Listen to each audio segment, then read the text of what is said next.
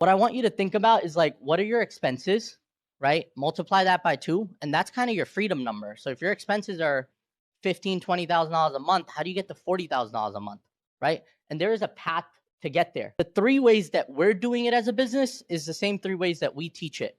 The first is we wholesale properties, and that's what we call cash now, right?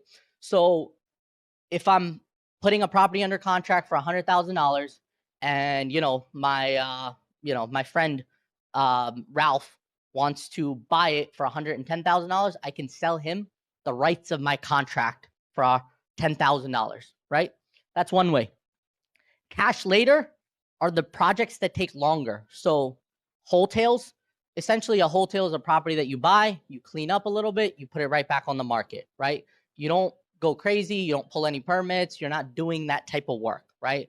Novations, it's a little bit of a different strategy. It is newer, but it has been, people have been doing it for over 10 years, but it is newer to the market. Does anyone know what a novation is? No one? Oh, you know what a novation is. He's from New Jersey, by the way. That's why he knows.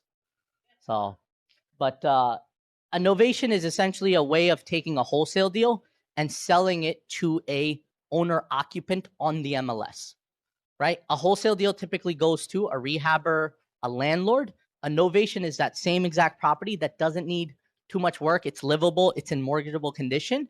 You essentially get a contract on the property. Your contract allows you to put it on the MLS on behalf of the owner, and you can then go sell it to someone who's coming in with a mortgage, because you can't assign and you can't get assignments on a wholesale deals. The bank will not fund it, right? The bank regulations does not allow it, but through the vehicle of doing innovation and some fancy paperwork, you can sell it to somebody who's buying it with a mortgage. Rehabs, I think we all know what rehabs are. We've probably seen enough shows on HGTV. You buy a house, you fix it up, put it back on the market.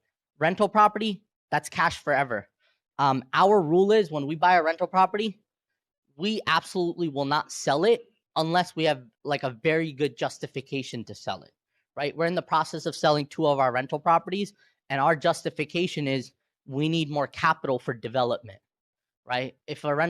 That's the only way I'm going to sell a rental property, when I'm getting, a more significant return on my money.